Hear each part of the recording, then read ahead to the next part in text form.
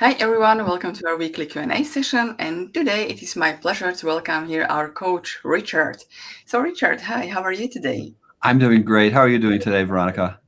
I'm good, I'm wonderful. Although it's a little bit cold outside, it's very unusual for this part of year in April to be so Yeah. cold. It was freezing, and many people who do gardening, they are very worried about the apricots, especially the Yeah. trees, because they were in bloom already, and Hmm. they're very sensitive to freezing. So anytime, uh, usually it destroys the whole crop. Oh So boy. Yeah. it's yeah. For actually, in fact, it always in the past years it happens every year, and for years it's been almost 10 years since we had any crop of apricots. So we'll see how it goes this year. Wow. So Wow. yeah, I mean, doing generally really well, although a little bit cold outside, and we are all looking forward to sunny days. Yeah. And Well, right, so it's been beautiful weather. Nice spring weather here. oh, We wonderful. we I'm in Denver, Colorado, and we actually do still get some snow in April. Ah, We had about an inch the other day, but oh, generally it's very nice. And then it just melts. yeah, actually, that's true. Like my husband, like woke me up in the morning, like, "Hey, it's snowing outside." Like, what? The day Yeah. before, yesterday, it was like 20 degrees. How come? Yeah. So yeah, actually, and we have new questions already coming in. So the first question we have from Alex, and the question is insomnia just a fear? So what do you think, Richard? Well, yeah, Alex, I think you have it all right there. I mean, insomnia is basically fueled by fear. Hmm. We're afraid we're going to be awake. And this is very interesting because this is what a lot of mainstream, gurus in the insomnia space don't really identify. And Hmm. whether you call it fear or hyperarousal or anxiety, it really is fear that drives insomnia. And for example, the mainstream definition is that insomnia is difficulty sleeping 3 days a week for 3 months. And I mean, this is probably what most people with insomnia are going to have, but they just forget to mention that it's really fear based. And so we have to look at that fear. And if we do things like, blackout curtains and headphones and um, melatonin and so forth, we're not really looking at what's causing the problem to begin with. So we have to identify the fear, and we Hmm. have to do things like help people understand that by befriending wakefulness and being less fearful of it, uh, enjoying what we're doing at night, or at least finding it less intolerable, we can start on our journey to put our insomnia behind us and drop the struggle. So Yeah, yeah, Alex, you have it right on. Insomnia is just fear. Yep. yeah, absolutely. Definitely in how we see it here in the sleep coach school, because I think like what you mentioned, in general, what the mainstream believes, insomnia is a we see it as a sleep disruption. But when a sleep disruption with this layer of fear, it becomes like Daniel says, this self-perpetuating ongoing struggle with sleep. And Mhm. this is what when it is fear based, and it's like never ending struggle. So Yeah. definitely, if you find yourself, Alex, thinking about sleep all day, the moment you get up from bed, you were analyzing how your night was, or how refreshed you are from the night, from the sleep, or how your night is going to be. That is definitely a sign of fear-induced insomnia.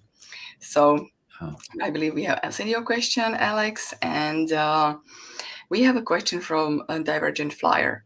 Is it a good idea or bad idea to get out of bed and go to another room if you don't fall asleep within an hour? So, Richard, what are your Yeah, thoughts? yeah. Well, we don't have like a hard and fast, rigid rule about this. And my view is that if you are awake at night and you're relaxed and you're feeling okay and it feels okay, you can stay in bed. That's fine. But if you're tossing and turning, you might want to ask yourself whether you'd feel better if you got up. And we don't have any time frame on this. There are some approaches like cognitive behavioral treatment for insomnia, CBTI, that says, well, you have to get up if you're awake for more than 20 minutes. Mhm. And then you have to do something relaxing or calming or unstimulating. And then when you feel sleepy, go back to bed. We don't have rules like that because I think they're just too rigid. So, I found that I would just tend to kind of toss and turn if I stayed in bed in the thick of my insomnia. And I would usually get up, but I'm not saying this is a rule for everyone. When we get up, what our approach is to do something that's enjoyable, or as I was saying earlier, or at least making it less intolerable to be up. I would get up and watch Seinfeld usually, and I would find that this would kind of um, help enable me to enjoy what I'm doing, at least find it less intolerable. So no, we don't have a hard and fast rule about this. Whatever you feel is going to be most enjoyable for you, Mhm. that's what to do. Yeah, absolutely. Thank you for your answer, Richard. And I'll just add my experience. And I have to say that at the beginning of my insomnia, I literally felt I had to be in the bed so I can maximize my chances of sleep, Mhm, right? And I would spend enormous amount of time in bed. It could be like easily 12 hours. I would mhm, get into bed at 8 p.m. and would get out at 8 a.m. And all the time I was just waiting and begging and hoping for sleep to happen. I just didn't know it then. I didn't see it in this way. I was just feeling, oh, I'm doing the best I could, like to get some sleep, right? But I didn't see it as chasing sleep, as forcing sleep. And then later on, I realized that this wasn't helpful. And I even realized that I was literally afraid to get up from bed because I, I was scared that if I would get up from bed, I would miss the moment I would otherwise fall yeah. asleep, right? So the kind of like next stage for me was getting up from bed and watching a funny show. For me, it was The Big Bang Theory. I like to watch it because it didn't matter how tired I was, exhausted, or angry I was, that I was sleeping. They always did something funny that made me laugh. I love Big Bang. Yeah. Yeah, and and simply, this was sending the message to my brain: Hey, this is safe. It's absolutely okay to be awake at night, right? Mhm, And then in the kind of like third stage, I was absolutely okay to rest in bed. In this part, it was rest available. Even if I wasn't sleeping, I didn't feel the urge to get up from bed. I mhm, feel I learned to feel comfortable in bed even when I wasn't sleeping. mhm, So see what is best for you, the Virgin Flyant. Like Richard said, we don't have any strict rules here. We can offer only guidelines, and this journey is journey of self-exploration. See for yourself what works for you best, where you see the path of least resistance. Okay, so next question. Da, da, da. We have a question from Cherry Blossoms. Hi, coaches. Hi, Cherry. I'm stuck in this pattern of sleeping one day and not the other. My sleep is always in this or a 2 day or 3 day pattern. I can never sleep regularly for more than 3 days in a row. This is a great improvement for me considering I wasn't sleeping for a full week and then got that crash sleep. But now it's never like regular, it's like this for months. So, what do you think, Richard? Yeah, well, great question. And people are often pretty perplexed by this. But we see it a fair amount in our students in the program here. Mhm. Yes. And, the reality is that, especially when you're on a recovery journey, sleep just tends to be quite bumpy. And it might be good one night and not good the next. Mhm. And there's not necessarily a reason for this. Yes. Sometimes there is kind of a reason. And people tend to think that, well, if I slept well on, last night, then I'm not going to, because then I'm going to be caught up with my sleep tonight and I'm not going to sleep well tonight. Well, maybe that happens a little bit. But really, what tends to happen is that we we think about this and we think that's going to happen. Oh, I slept well last night, so I won't sleep well tonight. It's too good to be true. If I sleep well, it's just a fluke. And so Mm-hmm. we think that, oh, I'm not going to sleep. And, as we were saying earlier, insomnia is fear-based. So we kind of build up that fear and we get more performance anxiety because we're thinking, well, I did it once. So, boy, I don't know if I can do it again. And then when we don't sleep well, we think, well, I'm going to sleep well the following night because I have more sleep drive. Well, maybe that's true to a small extent, but what tends to happen when we don't sleep well is we think, oh, I give up. I'm not even going to try anymore. And it's kind of this letting go of effort that often leads to better sleep that night. And then once we get in a pattern, we think, well, this is just my pattern. I'm stuck with it. But the pattern happens really because of the pattern of our thinking about it. And if we can just let go of the thinking and just accept that whatever sleep we get, that's the sleep we get, and not try to see patterns in it, and not try to second guess what it's going to be, and just think a lot less about sleep, Mm-hmm. then this is going to smooth out, and that pattern won't last forever. Right? Mm-hmm. Totally. I would like to pinpoint what actually Cherry wrote, that this is a great improvement. And this is wonderful that you Yeah. see it yourself, Cherry, right? That you see this improvement. And definitely the insomnia recovery can take quite some time in many cases. And this is really nothing strange or unusual. Mhm. And, maybe some people you can see yourself feeling very self-critical, like, why am I not further, why am I not doing better, right? And you need to offer yourself some kindness. Like, it's um, it's so helpful to zoom out, just like you did, Cherry, that but it's not perfect, but uh, see how much how far I have gotten already. And regarding this pattern, like on some nights are like with sleep and some without sleep, Daniel has this teaching that is called like win-lose thinking. If we think about a night that we have slept as a win, we are still keeping our sleep on a pedestal. We Mhm. are still focusing on it. It's still something very, really very important for us.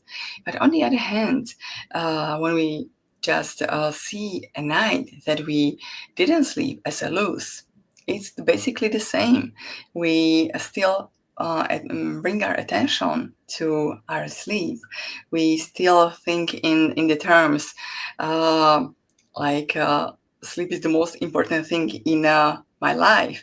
And I remember like what you used to say, Richard, that some nights that you couldn't sleep, you just went outside and you looked at the sky Oh and you yeah. said like, hey, this is my insomnia, this little circle, and the rest of it is my whole life. Right. So why I should only look only at this small circle? There are so many other things Right. that I still can do and enjoy in my life. So really, I know it could be really hard and difficult in these moments to look at the rest of the sky for you, maybe, Cherry. But finding moments in your day and in your night that you feel normal, that you feel okay, that you feel safe, that you feel like you forgot about sleep. From these little moments, you can build on this feeling of normalcy, of this feeling I'm safe, I'm fine. And eventually the coin will flip, and the nights that you feel better and even days that you feel better will become more and more. Just basically like you have seen this progress already, right? So I hope we have answered your question, Jerry. And we have a thank you note from Alex. Welcome. And now we have a question from Annie. Sleep always comes back, right? Also with terrible fear, right? So, what are your thoughts, Richard? Yeah. Well, Annie, thanks for asking this. I'm sorry if you're experiencing terrible fear. I've been there. I know what that's like. And but I'm glad you asked the question here. Yes, sleep always comes back. And that's because, when we have insomnia, it's not because our brain is broken. It's Mhm. not because we're deficient in some way. It's because we have this wonderful fight or flight mechanism. And it was a wonderful thing to have 10,000 years ago when there were grizzly bears and saber-toothed tigers and so forth. And we had to be alerted to real physical dangers. Mhm. But that fight or flight mechanism just kicks in, and we're talking about fear being the basis of sleep, and that's what happens. We think that there's an emergency, and our brain naturally doesn't want us to sleep through an emergency. Mhm. And so it's just that it's kind of this quirk that we have, and the fact that we don't have a lot of real physical threats anymore in the world, that we have insomnia. So yes, insomnia is fear-based, and you're not stuck with this fear forever.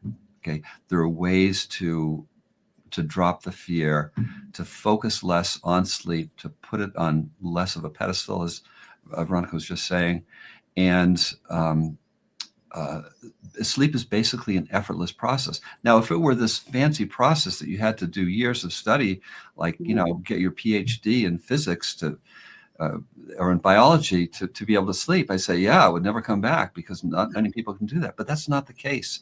Sleep is effortless, and we just have to get out of our own way. Now, that's Mhm. easier said than done. There's a lot involved in kind of unwrapping that and getting that. But that's the kind of things we discuss in our Mhm. programs here. But insomnia is not forever. I mean, I had it for 40 years. I dropped the struggle. It's behind me now, and you can do that too. Yeah, every one of us can do. Okay, thank you so much for sharing. And we have a follow-up question from Cherry Blossoms. I have enough trust in sleep drive, but it's always my emotions or some things that cause hyperarousal, and I have this irregular pattern. And we can't control our emotions. That's my point. So I think what your question is, Jerry, that even if you have a sleep drive, you got the emotions, like, for example, the fear and anxiety, and you are very scared that you will not sleep, or something happens even, and then you will sleep. So, you know, of course, we can control our emotions, and our emotions are automatic. And um, the fact that they are automatic is also a reason why we should be kind to ourselves. Because when we feel anger or anxiety or fear, of course, we do feel this given the circumstances we are going through, right? So rather than criticizing ourselves for, oh my goodness, I feel fear, I shouldn't feel in fear, this is wrong, this is not good. No, I feel fear. But however I feel, I'm safe. It's absolutely okay. It is a part of human experience to feel emotions. And of course, with emotions comes the hyperarousal, right? So it's very normal to have difficulty to fall asleep, even when we are nervous, when we are upset. It's very normal. But allowing actually to feel these emotions, giving them space, it's what helping the emotions to fade, because every emotion has its beginning, its peak, and its end. So they don't want to stay with us forever. But when they, you know, when we start to criticize ourselves for these emotions, we start to catastrophize, we feed into these emotions, our hyperarousal stays here all night long, right? It could happen like that all night long. It happens to me so many times, like, I feel anxiety, I feel fear, oh my goodness, I'm not gonna sleep. And I was like, think, and woo, I was like all night long just thinking about not sleeping and why I don't sleep and what's the problem and da da da da da da da da. And but later on, I had to learn to work with my thoughts, work with my emotions, that I had to give them space, that I have to just allow them to be there, and they faded eventually. Sooner or later, they faded. Even if not in the same night, they would fade later on. So uh, this is my my insight for you, cherry blossoms, and right. I hope I have answered your question, and we can move to another one. Okay. And we have a question, also follow-up question from Alex. And he's asking, the fear seems to be fueled by trying to make myself sleep and stay in bed late every day out of fear of not sleeping. Stopping this would dissolve the fear, correct? So what are your thoughts, Richard? Yeah, well, thanks for the follow-up question, Alex. So, trying to make yourself sleep generally backfires, because the more effort we put into it, when we exert sleep efforts, whatever the effort is, by staying in bed, I'm going to stay in bed, I'm going to close my eyes, or having blackout curtains, or melatonin, or deep breathing, or it's totally understandable that people kind of make these sleep efforts, but they tend to backfire because it tells the brain, uh-oh, this is hard. This is a hard thing. So I better be awake to make sure I'm doing this right. And and you mentioned staying in bed late every day out of fear of not sleeping. Again, totally understandable, and it's really very kind of normal that people would think this way. But sleep is totally different from the rest of life. The rest of life, if we have a goal, we want to make more money, we want to find a mate, we want to get a better job, whatever it is, we just exert effort and we can reach our goals. With sleep, the more effort we put into it, the more elusive sleep becomes. So when we're chasing sleep, it's hard to catch. It doesn't really let us catch. It's kind of like chasing a cat. The more you chase the cat, the more it runs away. But if you just settle down, the cat will come to you. All right, you let it come to you. So you ask, would stopping this dissolve the fear? I think over the long run, yes, it will. It's going to take you in the direction of having less fear. Now, there's a lot of other things to do, and we discuss all that. But yeah, the best way to get better sleep is to chase it less. Absolutely, yes. The question that Alex is asking, like stopping this would dissolve the fear, correct? Just there is something what we call like counter sleep efforts, and this is what when we do something for sleep to make sleep happen. These are called like sleep efforts. But if we stop doing something and still expect the result of sleep, this is what we call counter sleep efforts. For example, we take melatonin, sleep would happen, but then we learn about sleep efforts and we stop take melatonin. Oh, I'm not going to take melatonin and let's see how I will sleep. This is what we call the counter sleep effort. And the logic behind it is the intention is still the outcome of sleep. So whether you do or don't do, it's if the result you expect, Alex, is sleep, then it is still a sleep effort. But if you understand that sleep is a passive process and it is effortless, and it doesn't matter what you do or don't do, the sleep will come always by its own terms, maybe not in the form or shape that you would prefer or you like, but it's still the sleep, right? So I hope I didn't confuse you, Alex, with this answer. But if you stay in the channel and dive into the teachings, I believe you will understand. Okay, and we have a question from Jillian. So, hi Jillian, it's really nice to see you here. And currently I read a book in bed that I love until I can barely keep my eyes open. But as soon as I close it, I slowly wake up. I keep doing this process over and over until I sleep. Is this a problem? Is this becoming a sleep effort? So what do you think, Richard?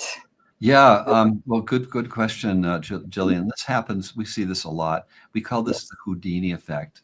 It's kind of Houdini was a magician, and so it's kind of a disappearing act with Houdini. Yeah, it seemed like magical and inexplicable that this would happen because, hey, I'm reading a book, I'm feeling really tired, then I close the book, turn the light off, and I can't sleep. Well, when you were reading the book, you weren't trying to sleep. You were just enjoying the book. And when you stop reading the book, even though you're tired, your brain is saying, uh-oh, time to sleep now. I better do this. So you have performance anxiety, performance pressure, and that's what kind of flips it from Mhm. being sleepy to not being sleepy again. Now, if you're really sleepy like that, that shows that you have a lot of sleep drive. Okay, and that's great. But there are two things that enable us to sleep. We have to have enough sleep drive, which is how long it's been since we got up that morning, and then we have to have absence of hyperarousal or anxiety. Mhm. So even though we have plenty of sleep drive when we close the book, the anxiety or the hyperarousal ramps up, and that prevents us from sleeping. So what's the solution to this? Well, the first thing is to understand that it's completely normal. We see it all the time.